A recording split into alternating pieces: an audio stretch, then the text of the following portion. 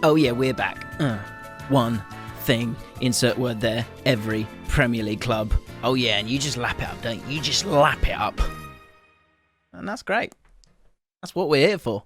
Do you know what I mean? Welcome back to the James Lawrence Thogden channel, my friends and foes. Because it is a bit prickly at times. But that's what the comments are for. And I want you to get involved once again as we dive into one transfer for every Premier League club. Before we dive into that, subscribe if you're new. If you're not new and you haven't subscribed, just hit the button for me. Massively helps. Love you. Let's do this. Right, Arsenal. Aubameyang.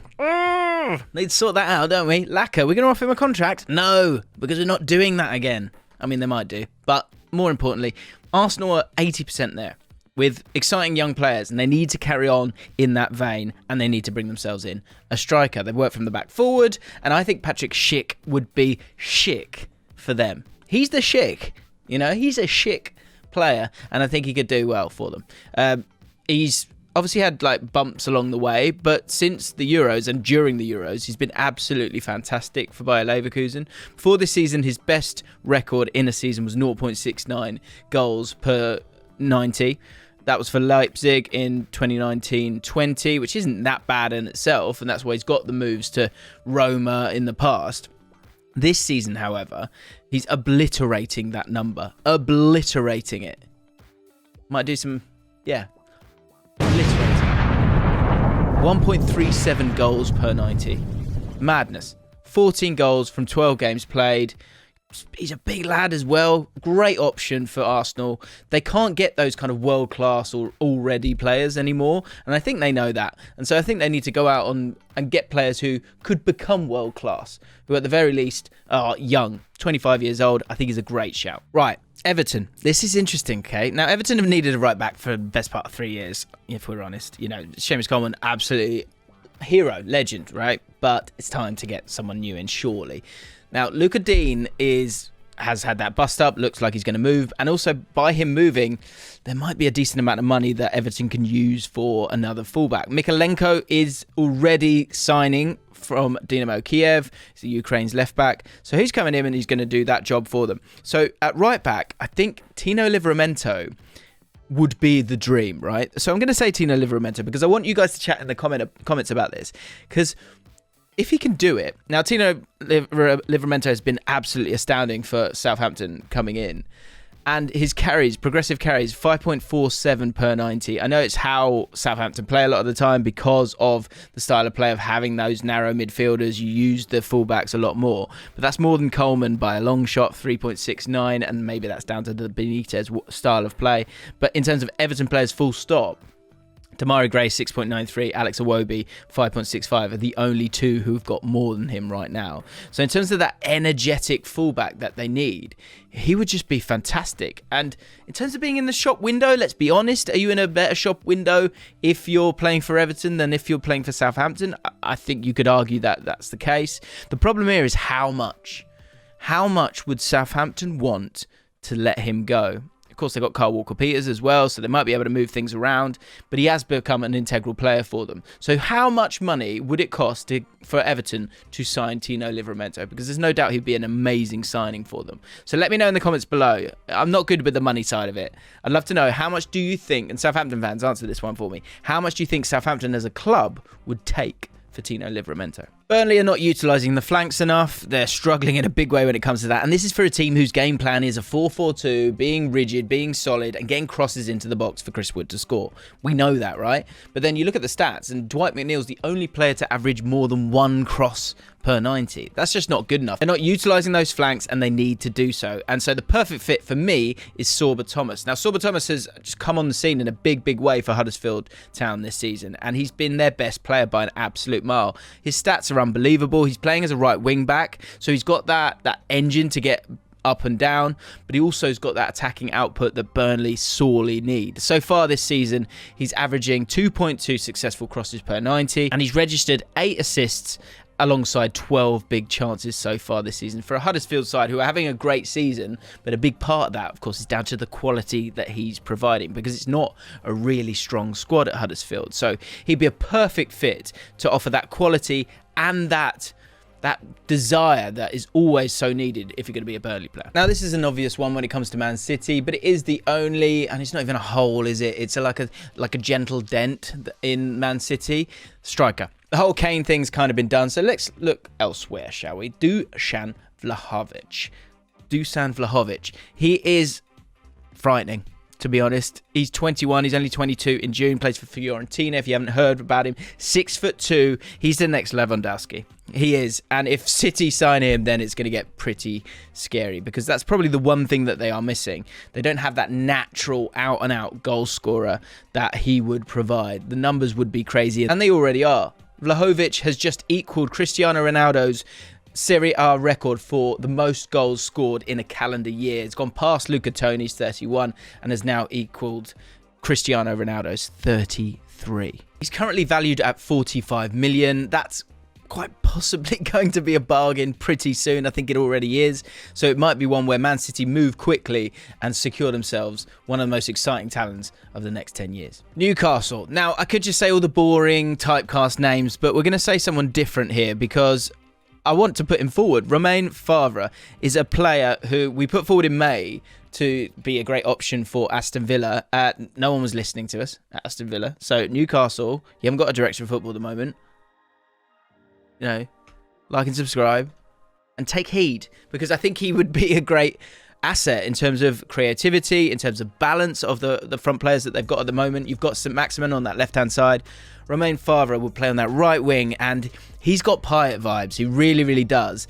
His numbers so far this season are pretty strong and at times misleading, so I'm going to give you the full facts of it. For Brest this season in Ligue 1, he's played 17 matches so far and had 12 goal involvements, which is great. Last season had 11, which is strong, but of course we're only halfway through the season so far. 7 of those have been goals, 5 of those have been penalties, and 1 of those has been a free kick as well.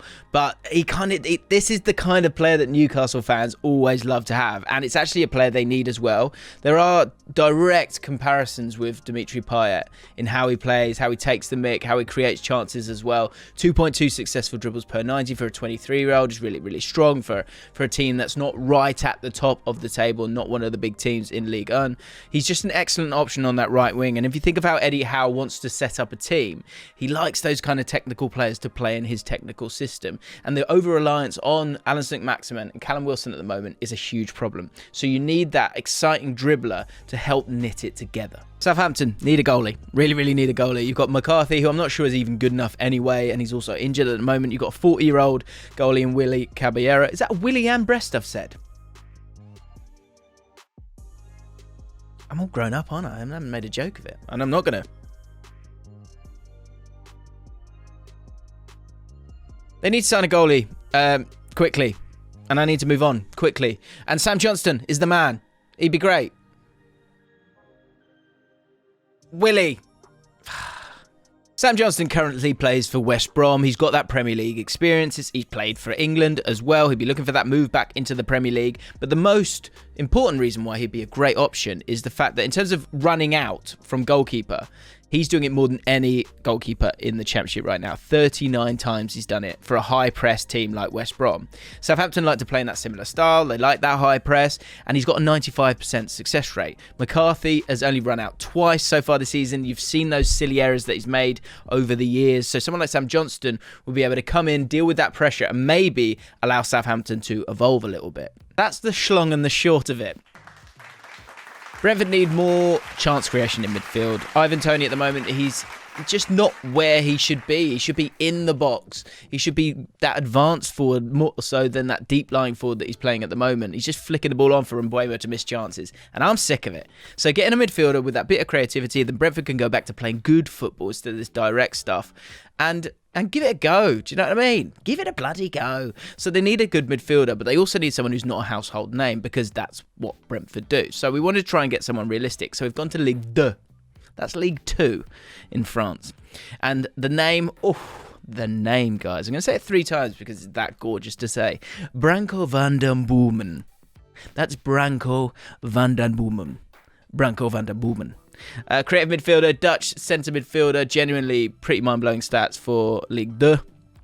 Norgard is the player with the most expected assists so far from that Brentford midfield. This is a guy who's a defensive midfielder ultimately, and his XA is 1.1 for the season.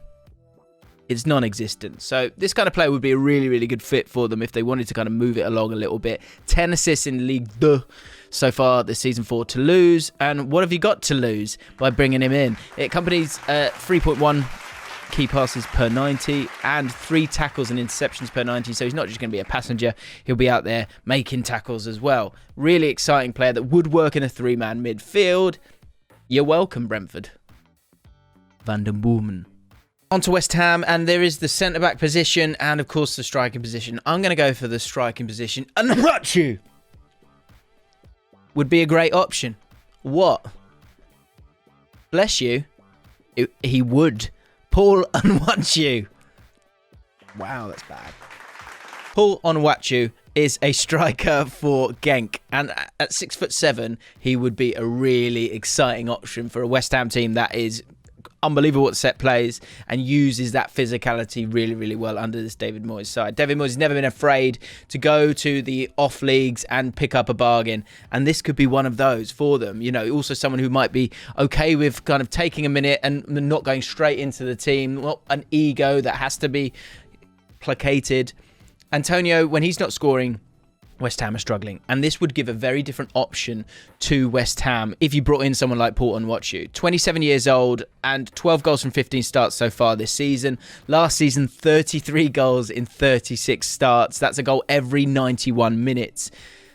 It's a bit of a risk, yeah, possibly, but I think under David Moyes, I think he'd just be a really exciting fit for them, and they'd be just a nightmare on corners, and they already are. Wolves, really short on goals. It's a familiar story, isn't it, with Wolves? And I'm going to go for Joel Perreault. Now, Joel Perreault is someone who I don't think anyone expected too much from this season, but he's done brilliantly at Swansea. And if you do one thing, it's subscribe to my JLA Shorts channel. But apart from that, go and watch a Joel Perreault goal compilation, because it's the stuff of beauty. You know, he's a really, really complete striker and would be a really good fit if you wanted to maybe play Raul Jimenez up top with someone else, because he can kind of lurk outside of the box. He scored 4 goals from outside the box this season, but he can also kind of evade people, find that space and score inside the box as well.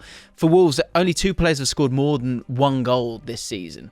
Hwang and Jimenez. So you need that little bit more firepower to help you, and it could alter the way that Hwang plays. You could play him in a different role, and just having 2 guys who like to score goals could offer up so much. He scored 5 goals with his right foot, 5 goals with his left foot. Very, very complete. 4 assists as well, which shows that he can help others. It's not just all about him. Really exciting player, really elegant player as well, and he's just 22. Crystal Palace has been pretty strong all over this season, but I think maybe the right back position could be an area where they could look to strengthen or maybe bring someone in new. Joel Ward he's been good at times. He's consistent, isn't he? He's a 6 out of 10, but in terms of that attacking output, you're never really going to get that from Joel Ward. If you look at the other side, you've got Tyreek Mitchell, of course, as well, who's getting there. I think he's really developed, and you can see he has that confidence going forward a little bit more. So you want to kind of stick with him. So maybe on that right-hand side, you could get yourself a new right back. And if you are going to do that, you want to do it for a good price, and the Bundesliga might be the place to go. Benno Schmitz is playing right back for FC Cologne, and he smells good to me. I've got to be honest. Great attacking output when it comes to the stats. 2.54 shot creating actions from open play, which is exactly what Crystal Palace want to be looking for in Vieira's system. I think he could be an absolute bargain for Palace. Aston Villa, Mings. I'm just not sure he's the one, really. I think maybe it's time to have a little look further afield, because he's got that kind of leadership element to him, which is really important, of course.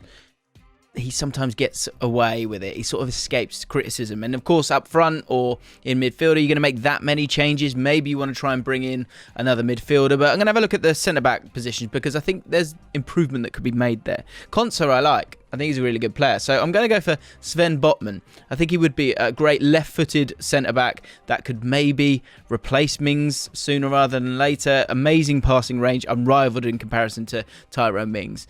And in terms of those errors that we've seen, when it comes to Mings, if you think this season, 1 error that's led to a shot, 1 error that's led to a goal, 1 penalty given away from Tyrone Mings. Botman has given away an error that's led to a penalty, but in terms of an error that's led to an opponent's shot, 1 in the last 2 years. I just think he's got more potential. I think it would be a great buy for Aston Villa, and I think a lot of people want him at the moment, and they should go and snap him up. Chelsea are going to need to replace Rudiger if he doesn't sign a new contract, and even if he does, it's good to have another option. And I feel like Alessandro Bastoni would be a fantastic option. He's someone who's clearly on his way to being a world-class defender, already has a Scudetto under his incredibly fashionable Italian belt, and he's just played progressive football for many years, and I think he's kind of the future when it comes to those back threes, and could play that same role as Rudiger. If you look at Rudiger, he's currently averaging 5.47 progressive carries per 90 and 2.4 carries into the final third per 90. While Bastoni is averaging 4.67 progressive carries and 1.4 carries into the final third. Now, these numbers obviously aren't as good as Rudiger, but he's not exactly playing the same role, if you know what I mean. Or the importance isn't the same when it comes to him at Inter Milan. It's coming from both sides. So the important thing here is he's got the skill set. He had the skill set at Atalanta. He's got it now at Inter Milan. And the next lily pad jump is to the Premier League, probably for big money. And I think he'd just be a great fit for a club like Chelsea, who love an Italian, don't they? Brighton, same old, same old. Just sign a striker, please. Taiwo Awoniyi. I want to have him playing for Brighton because I think he'd be a good shout. Now, Liverpool fans will remember this name. It's a striker who's under your books, but he's not a player who's made an appearance for you. He's been on loan at Union Berlin for the last 2 seasons, and the Nigerian striker has done, he did okay in the first season, and he's doing excellent this season. 9 goals from 15 matches so far this season, and I think at 24, he's exactly the kind of profile of player that Brighton need, and we know that they really do need a striker because you've got someone like Danny Welbeck, who is wonderful when he plays, but he doesn't play enough. He's constantly threatened with injury, and it's just something you don't need, really. You got him on the cheap, it was worth it, but you might as well go and invest in a player now. And I think Taiwo Awoniyi would be a really good shout for that. They're linked with Ben Brereton Diaz, who is having the season of his life. I just think that, yes, he's a rougher choice, but it's the conversion rate for me. I think that's the important thing here. 26% conversion rate so far for Union Berlin. Neil Maupai's is 19%, which shows that this guy, he's got that little bit of potential, and it would be certainly worth a punt. Ben Brereton Diaz, has he got a higher ceiling than him? Not for me. So this is why I would go with Taiwo Awoniyi. This is the one I was most excited to talk about. Man United DM. Get a bloody DM. I know people talk about a right back, but I think Diogo Dalot can do that job for now, and Wan-Bissaka can improve as well. He's not a bad footballer. But in terms of Ralf Rangnick and how he's kind of setting up this system, the DM position is so important, and they need to get that sorted out. And Frankie de Jong would just be so mouth-watering. And that's the great thing about Man United. You can kind of dream big and cherry-pick the best players in the world, and you get to have them in your team. You're very lucky, Man United fans. Remember that. But Frankie de Jong would just be amazing in that 6 role. The problem that de Jong has had so far in his Barcelona career is the fact that he's playing as a 6, then an 8, then a 6 again, then an 8 again. He's not had that kind of time to progress. He's still unbelievable. But he hasn't sort of drilled down in one position to become that world-class player that I think we all pretty much are certain that he is, if not he is already. He would just be so good in this system, and you could play him. He'd be getting on the ball all the time. His dribbling is insane, absolutely insane for a DM, so he could deal with any kind of pressure that was put upon him. He's in the top 8% of dribbles completed in the top 5 leagues, which is unbelievable. And if you think of him and then someone like Fred, who's kind of concentrating on that counter press, it would really take Man United to a new level. Leeds United are desperate for a centre midfielder. The situation as we know it at the moment is that Calvin Phillips is having surgery, and it looks like Forshaw is going to be the number 6 for the foreseeable. So that box-to-box midfielder is an area that they do need to strengthen amongst other areas as well because of the injuries that they've got at the moment. Could have gone for a striker, could have gone for a defender, could have gone for so many positions here, but I'm going to go with the centre midfielder because it's just one player, and I'm going to go for Sasha Lukic of Torino. Could be a really good shout as a box-to-box midfielder who can come in and play exactly how Bielsa wants to play straight away, which is often a concern of the manager and of the club because of the high press that they like to use, right? So Torino, as a squad, have the 3rd most successful pressures in Serie A. Now, Leeds could go out and spend a lot more money. It's something that Bielsa's always a little bit nervous about, but someone like Sasha Lukic could be the guy who's able to be that box-to-box player, high pressures himself, win the ball, and then give it to those better players like Rafinha, Harrison, and Bamford once they're all fit. Watford have been great going forward, but very porous at the back, which is not what I expected at the start of the season. Sierralto is one of those players that I said you should keep an eye on at the start of the season. He hasn't actually played that much. He's only played 3 appearances. They've missed that, and when he comes back in, that could help. But an area to strengthen, I believe, is not the forward area because they've been so great. Emmanuel Dennis, Joshua King. It's more in the centre-back position. So I would like to put forward Mattia Caldara. I think he'd be a good fit. Ranieri would have someone to talk to who's also Italian-speaking as well, which is huge. I think it's important. Joking aside, Mattia Caldara is an AC Milan player who's on loan at Venezia. He's won 60% of his ground duels this season. He's given away 1 penalty, but apart from that, he hasn't made a single error that's led to a shot or a goal. So I think he's a good, steady, tidy player that would add a bit of quality and someone at the age of 27 who Watford could get from a big club, adding quality and competition to this Watford squad that currently has William Troost-Ekong and Craig Cathcart as the 2 centre-backs. Norwich City, now this is a bit of a longer look and Norwich City fans might not like this, but if you are kind of planning for the future and the fact that this could be a club that, I mean, generally will need to buy Championship players that are good enough for the Premier League or on their way to being good enough for the Premier League, then this might work for them because the 2 centre midfielders that you have at the moment in Matthias Norman and Billy Gilmore are both loans. They're both going to go back, so you're going to need a midfielder to replace them, and you want to dominate games in the Championship when you do so, if you do go down, and if you do stay up, you still need to replace those 2 players as well. So Matt Grimes is the player I'm going to put forward. He's playing for an incredibly possession-heavy team in Swansea right now. 2,000 successful passes in the Championship so far this season. Now, this is pretty skewed because the next highest is Tim Ream, centre-back for Fulham, with 1,456, and he's not even playing in midfield. This is one of the 2 centre-backs when a team's playing in a low block who just pass it alongside each other for ages. So you can see it's a very possession-heavy team, but you can also see that Matt Grimes is quite comfortable dominating games with several touches. So if they want to dominate in the Championship, or even if they want to be a possession-based side in the Premier League as well, which, you know, that could be a best form of defence, is keeping the ball, you've got someone who's competent in that role. Yes, Grimes has just signed a new contract, but Swansea always have a price. Yes, you could go out and get yourself a striker, but ultimately, I think you need a player that's going to be there long term, and 2 of your best players at the moment aren't. Leicester City, they're generally in good shape as a squad, but I think they're missing a decent right winger, or a next level right winger. I really like Lookman. I'm not too bothered about Perez, but it hasn't totally worked for him under the Brendan Rodgers system, and I feel like Moussa Diaby could be a really good fit for him. Look, he's going to cost a lot of money from Bayer Leverkusen, but his output is there, and I think that's what Leicester City need to get themselves into the top 4, which is still the dream for them, surely, right? If you look at the French international's form this season, he's been electric. Started as a left winger, is now playing on the right wing and looking really good. So that, you know, that dexterity is also of huge use for a squad like Leicester City as well. And 10 goal contributions so far this season, 5 goals, 5 assists from 14 matches is exactly the end product that Leicester City are looking for at the moment. Liverpool. Now, look away now, Leeds United fans, because first of all, I think you've got the African Cup of Nations. Do you want to get something sorted out quickly? And it's going to be interesting to see what Liverpool look to do here. I'll be surprised if this one goes through, but I just wanted to talk it through with you because I think it's a really exciting purchase if they were to make it. Rafinha. Now, the reason I'm saying Rafinha is a couple of reasons. First of all, he can go and play on that right-hand side and fill in for Salah whilst he's away. Of course, you've got Mane away as well. And the important thing to say here is that long-term, could Rafinha be an option on either flank? Because he has played on that left-hand side and he's done pretty admirably for Leeds United. The big thing with him is the fact that his conversion rate is only 12%, which isn't great. And that's been something that's been labelled in the past. But at the same time, if you have a look at how far he's having his shots from, the average distance is 21.6 yards.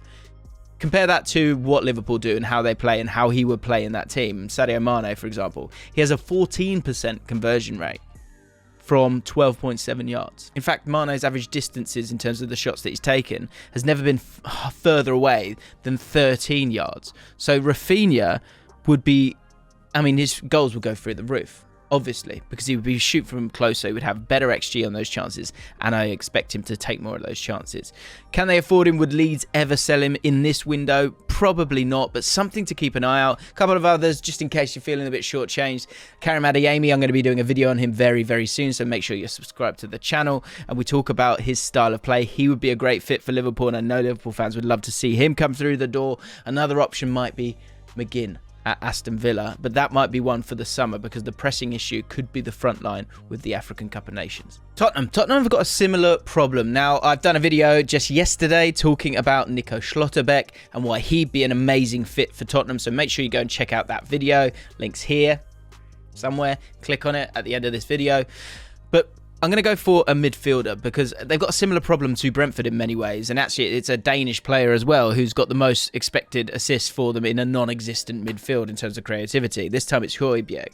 Højbjerg has got 0.8 expected assists so far this season, and that needs to change, and I think it's down to personnel for a lot of it. So Renato Sanchez would be absolutely perfect for this Spurs side in terms of allowing Conte to kind of change due to the malleability of Renato Sanchez. He can play as a DM, he can play as a centre midfielder, he can play as a box-to-box midfielder, he can play out wide, he can play as a shadow striker, he can do so many different things. That skill set would allow Antonio Conte to move from a 3-4-3 to a 3-5-2 within a game, and those creative numbers, he's got them for Lille this season. He's averaging 5.22 shot creating actions per 90, which is way more than any Spurs player, full stop, even the forwards so far. That's down to style of play, of course, but the important thing is that you're trying to change that style of play, and Renato Sanchez would just be a perfect fit for Spurs right now.